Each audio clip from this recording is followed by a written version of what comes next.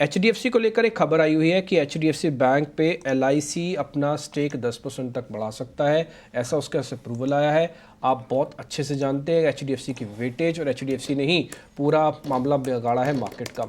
मैं इस पे ना एक टेक गौरांग सर से ले लेता हूँ, उसका एक टेक्निकल टेक मितेश से भी लूँगा। मितेश से मेरे को सिर्फ ये चेक करवाना है कि एचडीएफसी का बेस बन गया, उनका सिस्टम और मेथड ये कहता है कि एचडीएफसी के अंदर धीरे धीरे हम आ जाएं। मितेश सर, आप जब तक चेक करो, गौरांग सर से मैं एक टेक ले लेता हूँ। गौरांग सर, ये एचडीएफसी ने एक्चुअली थोड़ा सा मूड भी बिगाड़ा नंबर के बाद, लेकिन बैंक बड़ा है, सब जानते हैं इसकी सिनर्जी है और सब कुछ सर अपनी जगह, सब जगह ठीक है, और ये पोर्टफोलियो का शेयर है, ये बात भी ठीक है। सर ये एलआईसी वाली जो खबर आई है कि उनको बोला है कि आप 10% तक ले लो, इसका क्या मतलब है, क्या मायने हैं, और एचडीएफसी आप कैसे कैलकुलेट करते हो सर?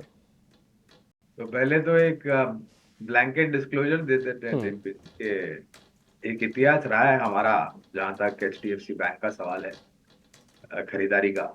और एक तिमाही के नतीजे अगर थोड़े बहुत मायूस आते हैं कुछ जगहों पर कुछ आंकड़ों को लेकर के, तो उसका ये मतलब नहीं होता है कि अब ये शेयर निवेश लायक नहीं रहा है लंबी अवधि के लिए, या फिर यहां से निकल जाना चाहिए।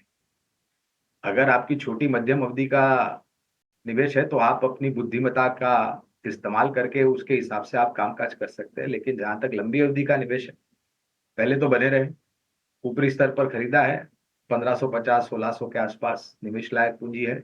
इस करेक्शन का लाभ उठा करके 1430 14 से 40 के आसपास, जहां पर पिछले हफ्ते गुरुवार को बंद दिया था, और जोड़े जो इंतजार कर रहे थे निवेश करने का, वो शुरुआत करें। और मैं ये बिल्कुल मानता हूं कि लंबी अवधि में हमारा जो लक्ष्य है वो, और जो हमारा आकलन है नतीजों को लेकर के, वो हमें ये कहता है कि 2000 के लक्ष्य मेरे ख्याल से बहुत मुश्किल नहीं होंगे इस बैंक को पहुंचने के लिए। और शायद नतीजों में आने वाले तिमाहियों में आपको बेहतर के लिए सुधार होता हुआ दिखेगा। अब आता है सवाल खरीदारी का एलआईसी का। तो कहीं ना कहीं थोड़ा बहुत मैनेजमेंट एलआईसी की जो इन्वेस्टमेंट कमिटी होती है, उन्होंने मेरे ख्याल से पिछले हफ्ते एक अर्जी दी थी खरीद अपना निवेश बढ़ाने के लिए, और उसको मंजूरी दे दी गई है। तो एक सपोर्ट मिल सकता है। यानी कि जो करेक्शन देखा है और इस खबर के बाद नीचे के तरफ के दायरे हमें काफी सीमित लगते हैं। तो फंडामेंटल नजरिया तो आपने समझ लिया। मितेश पंचाल समझते हैं कि क्या अब लगातार गिरावट के बाद सीधे तौर पे एचडीएफसी बैंक में बेस बन गया, यहाँ से खरीदारी करनी चाहिए? मितेश, क्या राय होगी आपकी, यहाँ से एचडीएफसी बैंक में खरीदारी का मौका बन रहा है क्या, तकनीकी तौर पर अगर समझना चाहें तो? देखिए मनीष जी, हम जब कोई भी गिरावट ऐसी आती है, लार्ज कंसोलिडेशन में जब स्टॉक जाता है, तो बेसिकली देखते ये है कि ट्रेंड रिवर्सल लेवल कहाँ है और कहाँ से ये स्टॉक रफ्तार पकड़ेगी। तो मैं दो लेवल्स आपको बताता हूँ technically based on system and method. पहला है 1480, 1480। अगर 1480 के ऊपर वीकली क्लोज ये स्टॉक देता है, तो उसका मतलब ये है कि बॉटम फॉर्मेशन हो गया है।